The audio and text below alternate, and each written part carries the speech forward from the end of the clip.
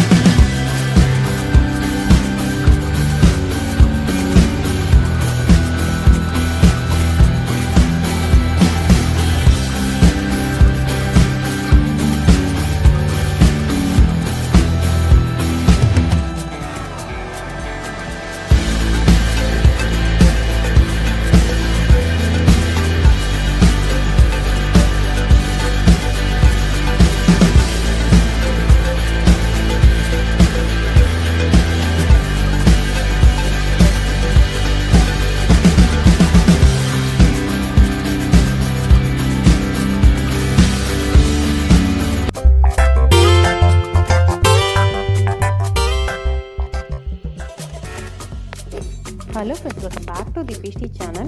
இன்றைக்கி நம்மளோட சேனலில் children's day special recipe mini lava cake எப்படி பண்ணுறதுன்னு தான் பார்க்க போகிறோம். இன்றைக்கி நான் இதை டைகர் பிஸ்கெட் இருக்குது இல்லைங்களா, அதில் தான் பண்ணுறேன். இந்த டைகர் பிஸ்கெட்டை மிக்சியில் போட்டு நல்லா இந்த மாதிரி ஃபைன் பவுடராக அரைச்சி எடுத்துக்கலாம். ஒரு பேக்கெட் பிஸ்கெட்டுக்கு 1 டேபிள் ஸ்பூன் அளவுக்கு கொக்கோ பவுடர் ஆட் பண்ணிக்கோங்க. ஆட் பண்ணிவிட்டு நல்லா கலந்து விட்டுட்டு ஒரு 1/4 கப் அளவுக்கு பால் சேர்த்துக்கலாம். பால் சேர்த்துட்டு நல்லா மிக்ஸ் பண்ணிக்கோங்க. நல்லா மிக்ஸ் பண்ணி இந்த அளவுக்கு நல்லா கரைச்சி எடுத்துக்கோங்க.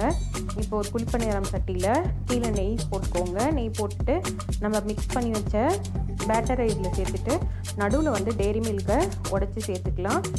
டெய்ரி மில்க் வந்து ஃப்ரிட்ஜிலேருந்து எடுத்து கொஞ்சம் முன்னாடியே வெளியில் வச்சுருங்க. இப்போது ஒரு சைட் குக் ஆனதுக்கப்புறமா நெக்ஸ்ட் சைட் திருப்பி போட்டுடலாம். அவ்வளோதாங்க நம்மளோட டேஸ்டியான மினி லாவா கேக் ரெடி.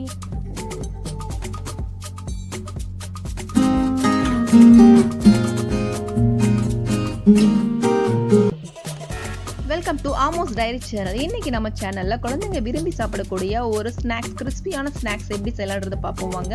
அதுக்கு நம்ம வாட்டர் பாயில் பண்ணிக்கலாம். அதில் நம்ம கார்ன் வந்து ஆட் பண்ணிக்கலாம். அப்படியே கார்னை போட்டு நம்ம ஆயிலில் ஃப்ரை பண்ணோம் அப்படின்னா அது வேகாது. ஸோ ஆஃப் பாயில் பண்ணிக்கலாம். ஆஃப் பாயில் பண்ணும்போது நம்ம கொஞ்சம் சால்ட் ஆட் பண்ணிக்கலாம். அப்போ தான் நமக்கு கொஞ்சம் டேஸ்டியாக இருக்கும்.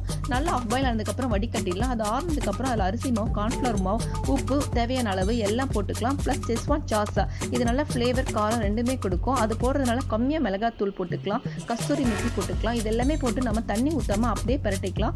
இப்போ நம்ம இதுக்கான சால்ட்டு ப்ளஸ் லெமன் ப்ளஸ் இஞ்சி பூண்டு பேஸ்ட் இது எல்லாமே போட்டுக்கலாம். இது நல்லா பைண்ட் ஆகிறதுக்காக நம்ம எக்கோட ஒயிட் மட்டும் எடுத்துருக்கோம். ஸோ இது எல்லாம் போட்டு நல்லா பைண்ட் பண்ணதுக்கப்புறமேட்டு ஆயிலில் போட்டு ஃப்ரை பண்ணி எடுத்தால் நமக்கு ஒரு கிறிஸ்பியான ஒரு டேஸ்டியான குழந்தைங்க விரும்பி சாப்பிடக்கூடிய ஒரு நல்ல ஈவினிங் ஸ்நாக்ஸ் ரெடி. ஸோ இந்த மாதிரி ஈவினிங் ஸ்நாக்ஸ் கண்டிப்பாக உங்கள் குழந்தைங்களுக்கு செஞ்சு கொடுங்க, விரும்பி சாப்பிடுவாங்க. தேங்க்ஸ் ஃபார் வாட்சிங்.